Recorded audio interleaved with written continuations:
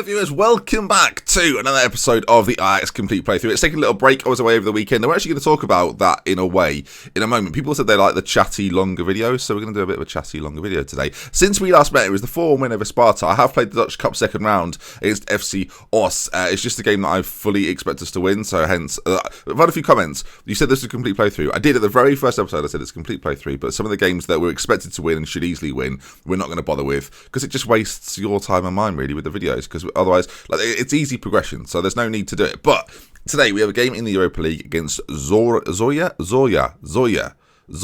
from Ukraine. I don't know much more than that. And we also play Feyenoord, which should be a really good game in the Eredivisie coming up. So far, I think the save's gone relatively well. I think there's sort of this perception. I mean, I've been sacked twice off Football Manager already this year, both on stream, so if you've been missing that, then you really have been missing that. But the Ajax save so far is going pretty well. Big game, though, as mentioned, against Feyenoord. We're both on 18 points, and the winner of that will take the first leap towards the title, I feel, this early on, but I think it's that important. We're going to kick things off then in this Europa League game. If you take a look at the team selection, you can see we've rotated things quite a lot. Huntelaar comes in, we've even got Sim de Jong playing, Cerny, Johnson, a lot of players basically you've not really been seeing so far. Montari and Singraven in the centre, Dykes, Voba, Van Gelderen, and Orejule. I think Onana's going to be in goal for this one. So you can see our bench is pretty strong, as is our reserves, but we're going to go through a lot of players that haven't featured all that much so far this season and see if we can get performances out of them. We've got a few fitness concerns at the back, but I think we should be okay. So as we submit the team, we're still passing into space, exploiting the flanks, keeping it quite simple,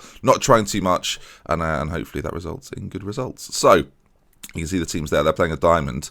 But no, I was going to talk about it because this weekend I had to pre-record some videos because I went away to a secret FM event. And I figured I'm not allowed to talk about it yet, hence the secret FM event, but I do want to talk about the very fact that Football Manager are inviting creators to go along and get involved with their game, and I think it's really great to see. I think when I started this, there was the occasional meet-up, and I think that there was a few invitations that went out, and last year they had an event where they got sort of influencers and creators over as well, but this is the first time we had a proper sort of gathering of YouTubers all in the same place to work on a project together, with them being at the forefront. They organised it, and a massive shout out should go out to their social media manager Curtis Morton, who they've recently hired, and the fact that they're prepared to trust him and give him the opportunities to do things with us is great, and it was a really fun thing to be a part of as well. I just realised we're in 2D and I can't remember what we decided.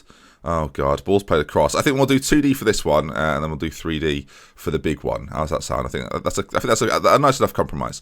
But no, it's really great that they've decided that actually, you know what, we need to hire somebody to have that specific role, and I think, even as people that watch, I think if you're watching videos, then you're certainly involved in some way in the community. Maybe you don't have much interest outside of watching me play Football Manager, or maybe some other people play Football Manager, but it's nice to know that they are taking more and more of an interest in the community as the community grows, and I think that's really important, because if we get to a point where the community grows and we ever feel stunted, like I think for some people, it'd be quite easy to now use this, or it would have been quite easy for us to use it as an excuse as to why we don't grow, or we get no support from the developers. But it's quite clear that there's been, I don't know if it's a shift in mentality. I think there's always been a connection there if we wanted it, but it's now a lot more visible. And I think for creators, that's a lot more important. As Huntelaar gets himself a goal, the Hunter, 2-0. I should say as well, actually, speaking of Football Manager, I'm not obligated to say, I should clarify, right? I've not come away from the event and they've said, oh, when you go back, can you say that how great we are? I'm just really pleased to see it, because I brought it up at the time. I was like, we haven't done many of these sorts of things before. Was there a reason as to why? And it was just, there wasn't really a reason as to why. It was just maybe there weren't enough people prepared to go, almost, because I don't know. But we're at the point now where hopefully the event that I went to the weekend, we'll see it a lot more. And that's kind of a roundabout reason as to why there weren't as many Ajax videos recently. But I'm hopeful we'll get this one up today as I record this. I will just openly say now, this is Tuesday as we record this video. As Huntelaar pops it in, lovely finish, and 3-0 on this Europa game is looking very comfortable. I'd love to make it through. I want to get to sort of the semi-final stage. Of course, Ajax got to the final of this competition last time, and hopefully it can progress. So that sort of weighs into everything else, that now they're working with us, now we're sort of on board with them, and we're a collective. I feel like that the game and the social side of it and our side of it are now sort of working together. I guess I'll go into a bit of detail, and this isn't something that I've just found out. This is something that's been the case for ages, and I'm not sure if as viewers you are aware of this, but it's something I'm happy to talk about. And maybe if you're another creator, that was all quite straightforward. If you're another creator, you can take this on board and think, okay, that's a part of it. Maybe I'll change the way I do things. But there has to be a point that if you want to progress within doing this, there's certain things you can do to make that progression slightly easier. Like, for example, Football Manager don't own the licenses or the rights to many leagues in the game. So if you're using badge packs and face packs to graphics that they don't own, then they can't be seen to promote their game with graphics that they don't own, because then they're infringing on the rights of people that do own those rights, do own those licenses. Sorry, people like EA Sports. I don't know what's just happened. I feel like we need a 3D replay to enjoy what's just occurred there. We'll talk about licenses again in a moment, but that was pretty wonderful. The ball's played over the top, and the keeper's he's confident, and I don't know. It's it's a demo. It's go. Huntelaar is a man for Europe, apparently. Maybe we'll play him in Europe a lot more. That's thrown me because there's a little bit of comedy involved. I literally, oh dear, this is awful for a video, because this is why I should have made notes, but I thought I'll just freestyle it, it'll be fine.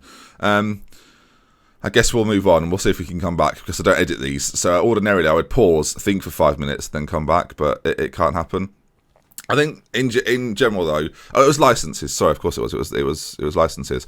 So if we infringe upon those licenses, basically they can't advertise or promote the content we make. As Montari gets himself sent off, of course he does.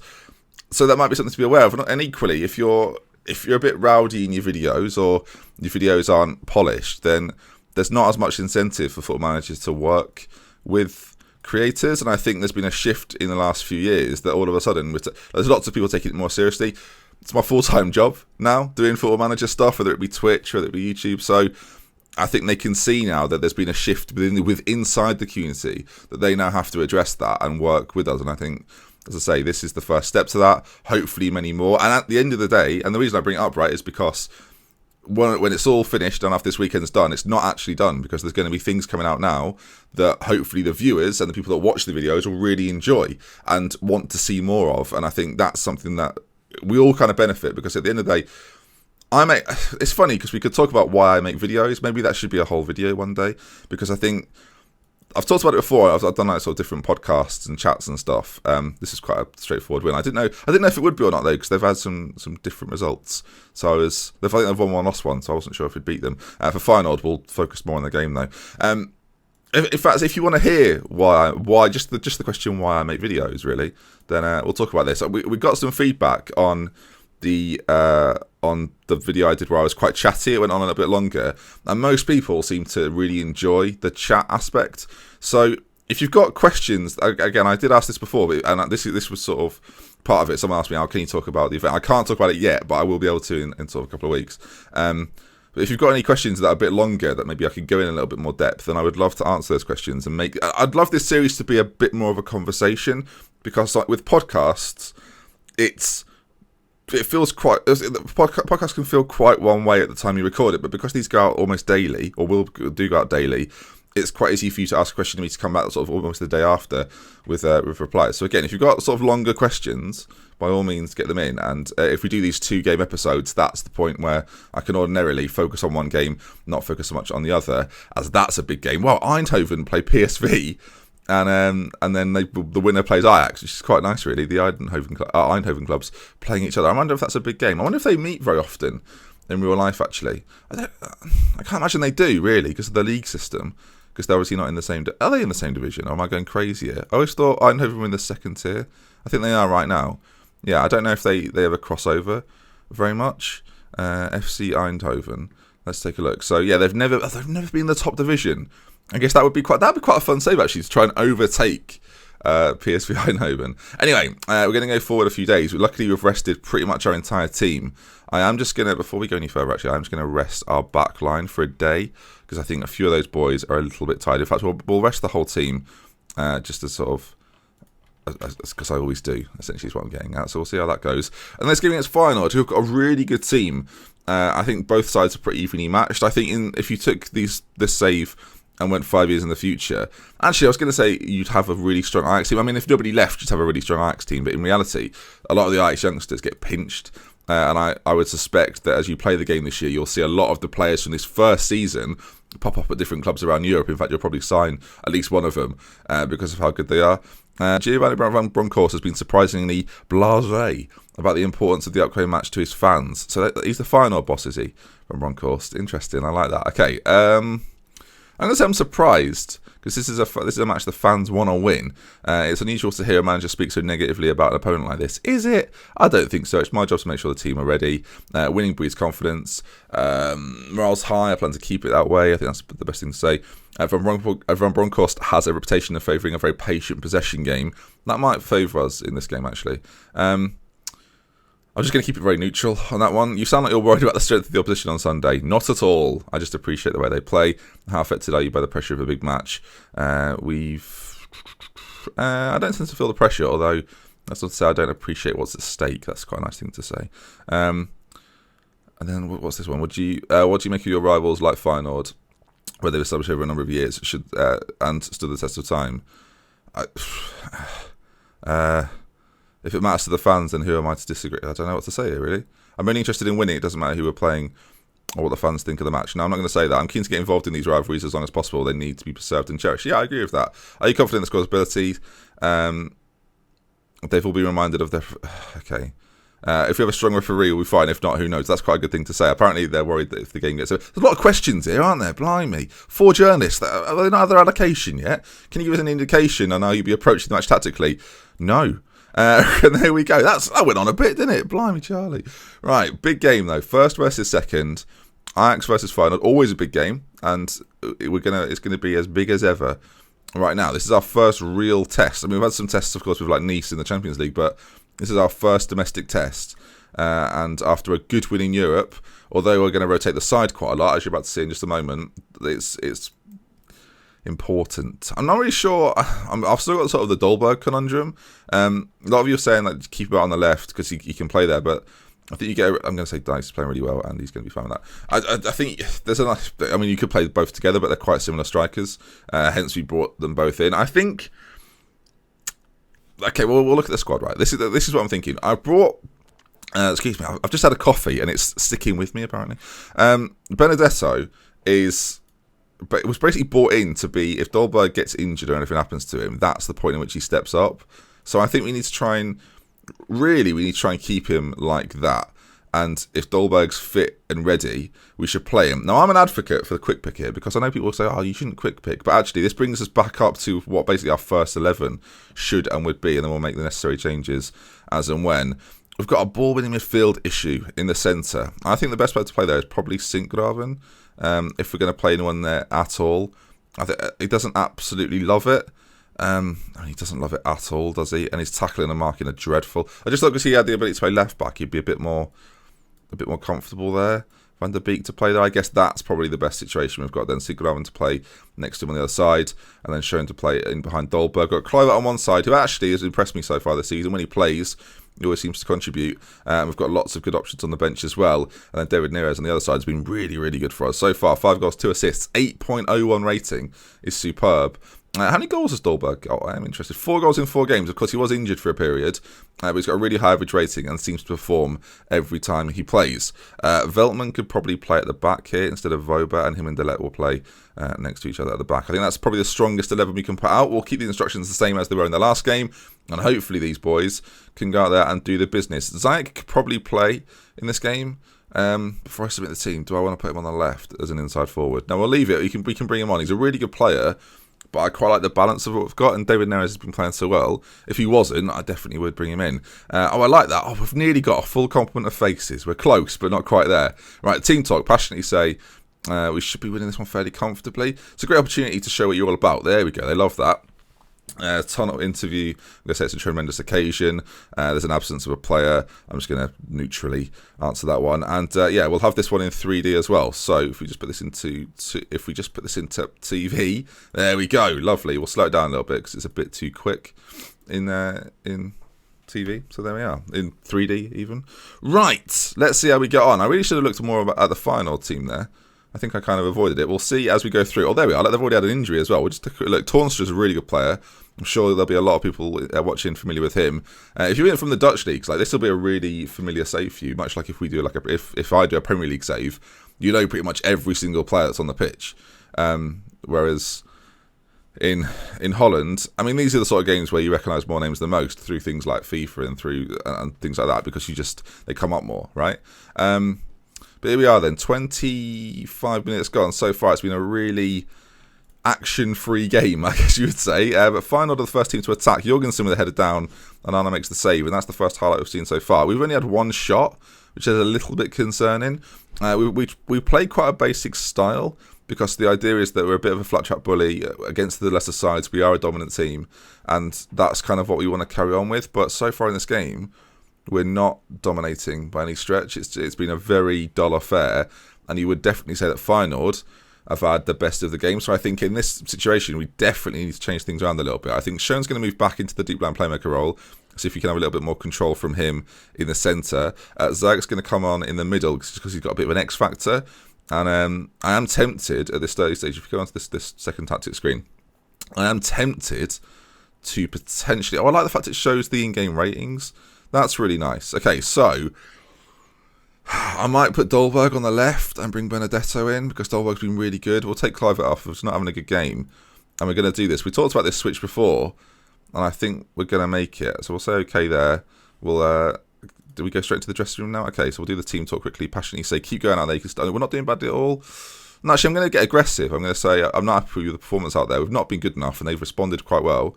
So into the second half we go. Come on, we need this win. It's a huge game right now. Huge game. We've got to win it. We've got, well, at least, okay, it's one of those actually. You've got to win it, but you can't lose it, and then you've got to make sure you don't drop points against teams around you. But to have that cushion against one of these teams is bold. It's a really poor first half from us, though, hence the double change. We're away from home, so we shouldn't expect too much, and we're attacking. We've got a chance. Maybe Ziyech plays the ball in to the area. It's headed clear by Larson. Gets back on it though. Delet's there, and he finds a through ball. Benedetto. Oh, there's just sort of a miscommunication problem from the forward players. Veltman's on it though, and we'll have a chance to come again here. Dolberg now operating on the left-hand side into Ziyech. Plays it across towards Schoen, and it's cleared. And now Feyenoord maybe with a chance to break, and they've got some space on this side. He's really quick, is Berghus. I think that's how you say it. He's a very quick player. Ball into the middle. Onana only parries it behind for a corner. And it's going to be a chance from a corner now for Feyenoord. And so far, it's been quite a tricky game for us. Onana clutches out at the end, nearly falls over as well.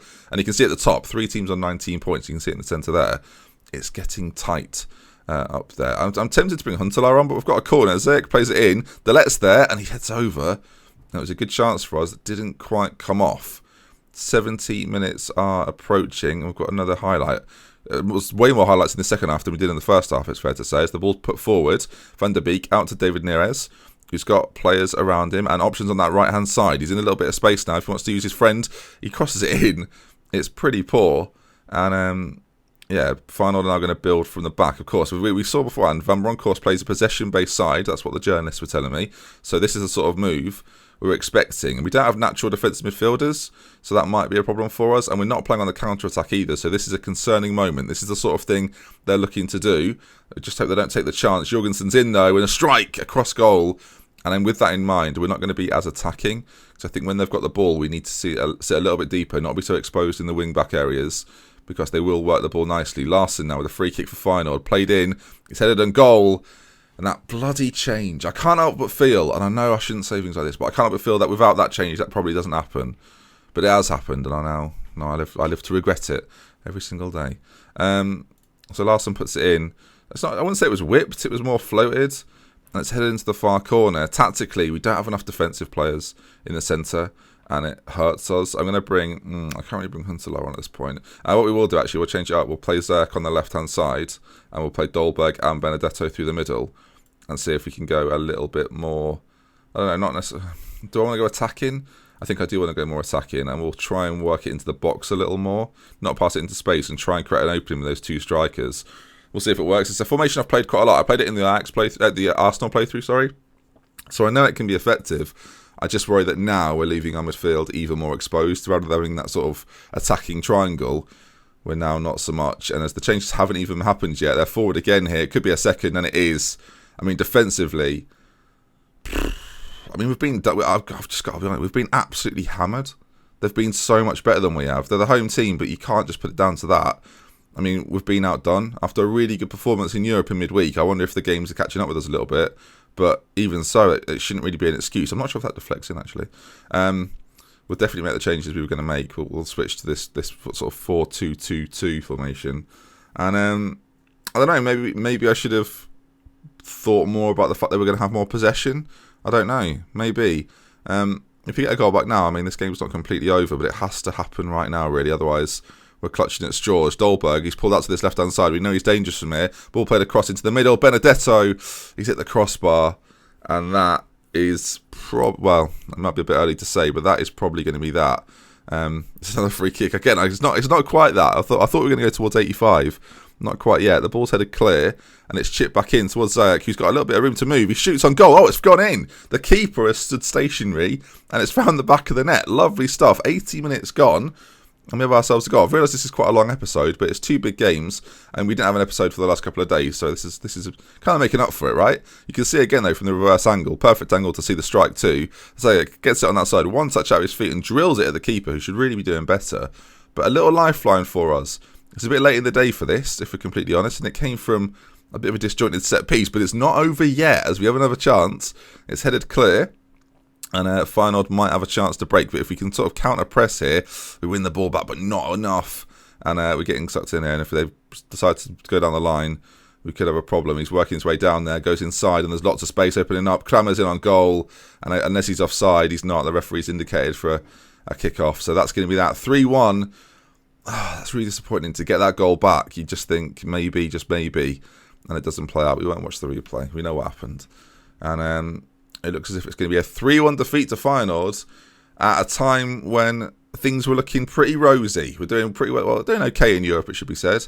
And our league form's not been awful. There might be another chance here. I mean, the time's not completely gone. Dolberg with a strike, forced to Ziyech in space. Good save from the keeper. That's the save that probably wins them the game officially now. As we've got a corner that's probably going to come to nothing, as I've seen these happen a lot before.